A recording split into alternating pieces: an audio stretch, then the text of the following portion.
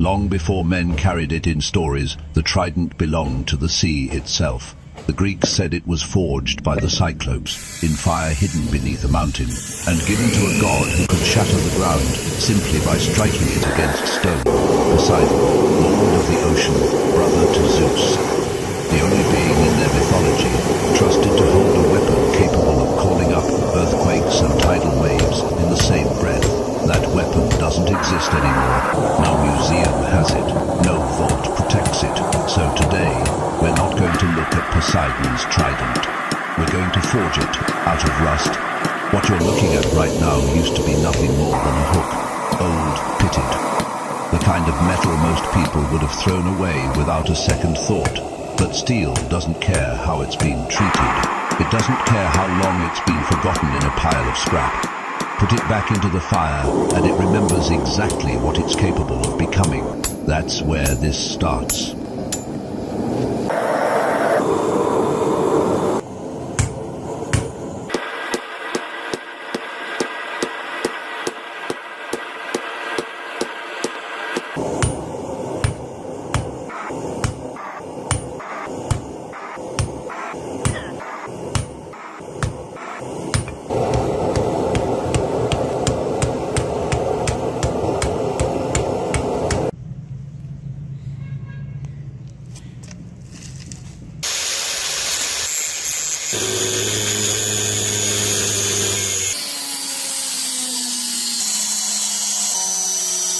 Heat first. Real heat, minus the kind that turns dead grey metal into something glowing, something alive, something that moves under a hammer instead of resisting it. Every strike against this anvil is an argument with the steel, and right now the hammer is winning. Slowly that shapeless bar is stretching, straightening, and then comes the moment that defines this entire build. The bar gets split. Not cut clean and simple, minus split, forced apart while still glowing into 3 separate tongues of fire, 3 times. That's the soul of this weapon right there. Without that fork, this is just a spear. With it, it becomes something the ancient world feared enough to put in the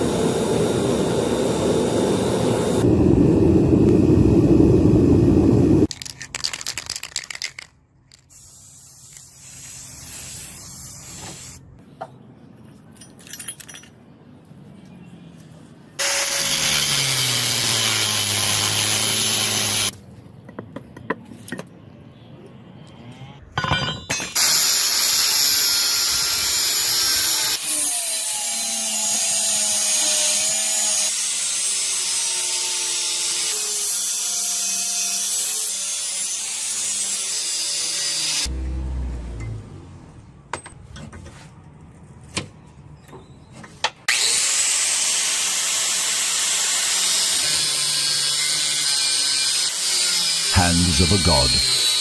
On say the heat fades and the steel goes quiet. The real precision begins. A paper template gets laid against the rough forged fork, every curve marked, every point measured, because a trident lives or dies on its symmetry. 3 uneven prongs, and the whole illusion falls apart. 3 prongs in perfect balance, and suddenly you're not looking at a piece of scrap metal anymore. Minus you're looking at a weapon mythology, built an entire god around. Grinding comes next, and it's relentless. Sparks pour off every prong as the belt sander and the angle grinder strip away every inconsistency left over from the forge. This is the unglamorous middle of the build, minus no fire, no drama, just discipline. Each tine gets thinned, tapered, sharpened, toward a point sharp enough to remind you this was never meant to just look intimidating. It was meant to actually work. Then the detail work begins. A rotary tool traces fine lines down the spine of each prong, minus not just the decoration.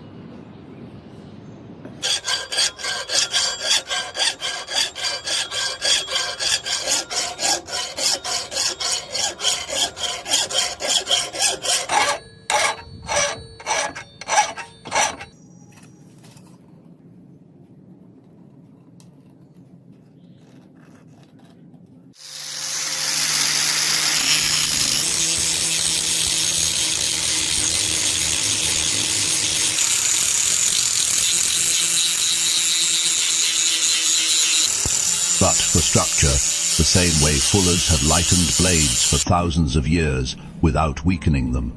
Function dressed up as beauty. That's the trick bladesmiths have known forever, and it's exactly what's happening here, one careful pass at a time. After the shaping comes the moment that decides whether any of this survives contact with reality. Fire again, minus. But this time, it's not about forming the steel, it's about locking its structure in place. Heat it wrong, cool it wrong, and every hour of work up to this point means nothing. Get it right, and this trident will outlive the hands that made it. While the blade work settles, the ornamentation begins, minus and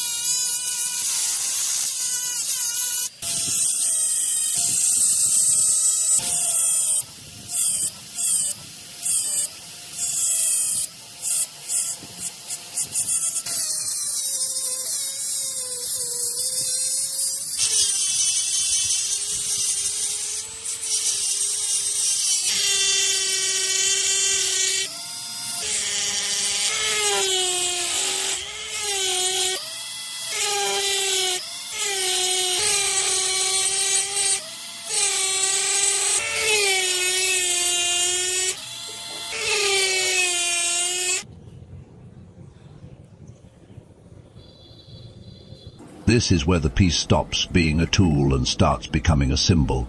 Brass gets shaped into a winged, flame-like fitting, filed and refined by hand, until it catches light the way a god's possession should. Every line cut into it is deliberate, echoing the kind of organic, almost living detail ancient metalworkers loved putting onto weapons meant for more than just war.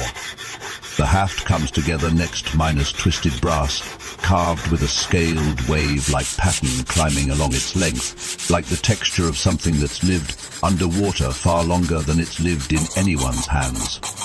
At the base, that same brass blooms outward into a wing-shaped finial, polished until it looks less like a counterweight and more like something a sea god would have commissioned personally. And then, finally assembly. The 3 tines lock onto the haft, the fittings tighten into place. The scrap metal that started this entire process, minus the bent, rusted, forgotten piece, nobody would have looked at twice.